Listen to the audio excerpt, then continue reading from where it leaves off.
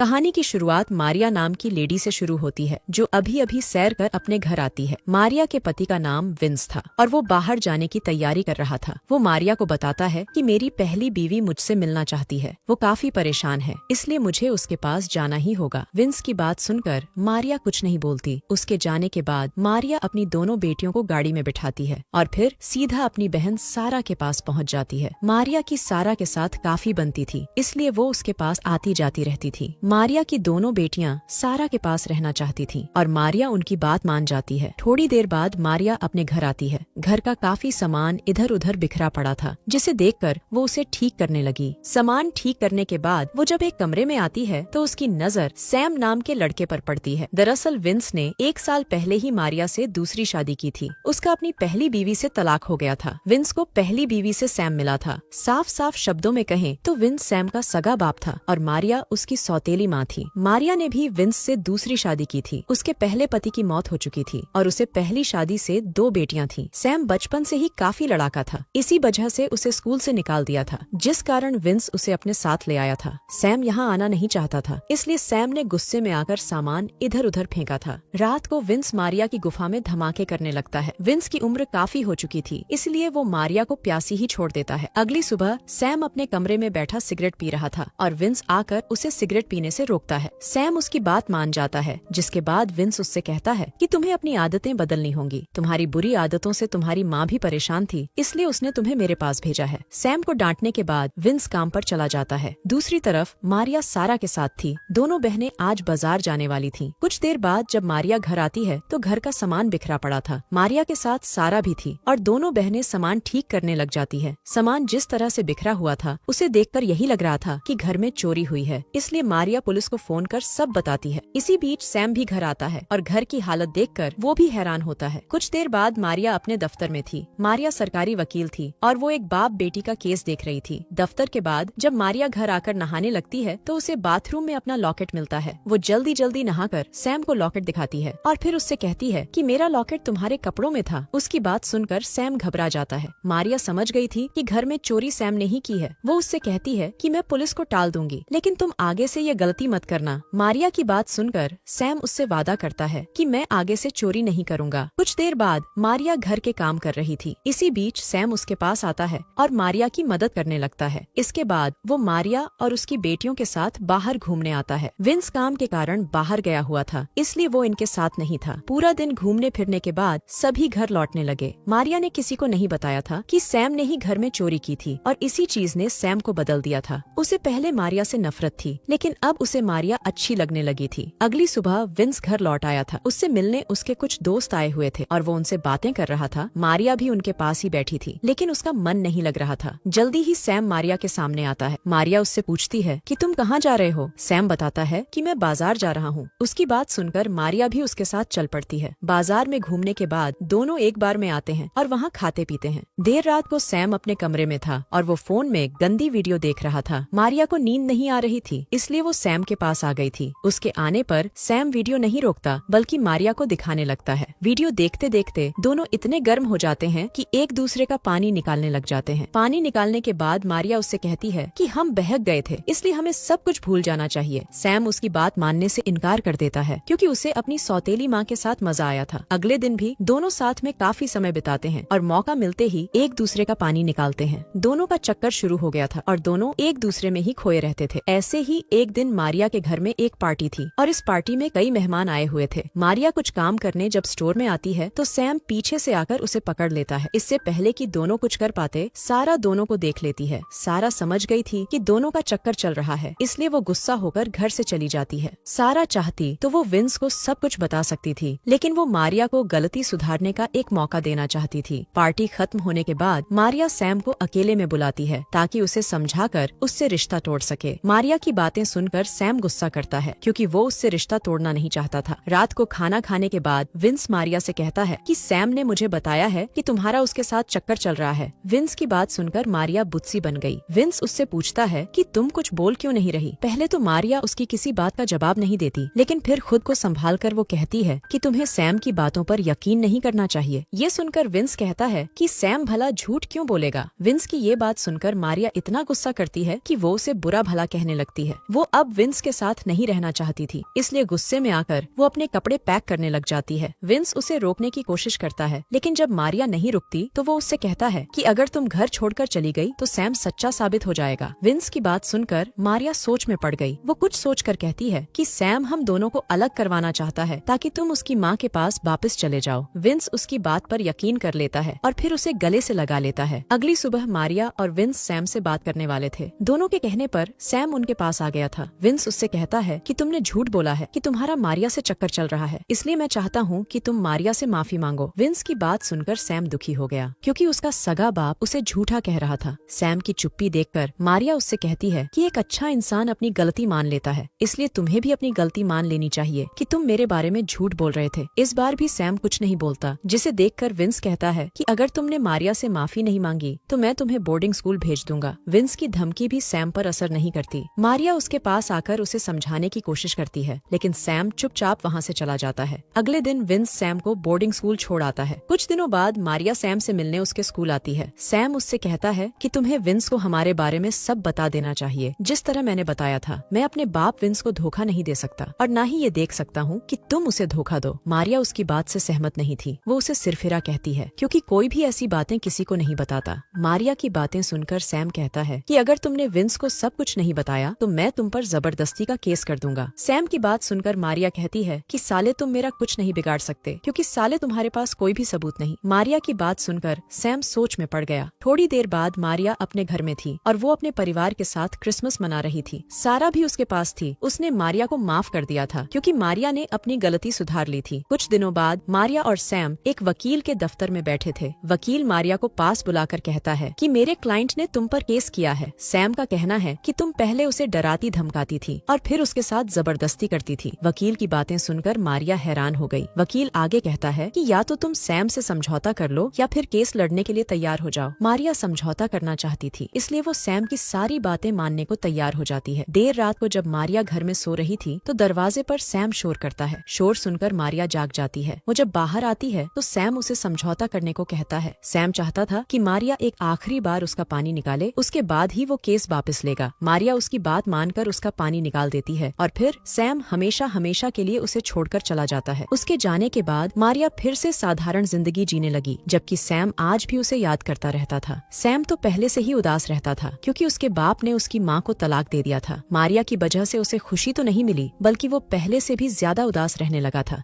इसी के साथ इस कहानी का यही अंत हो जाता है। हमारे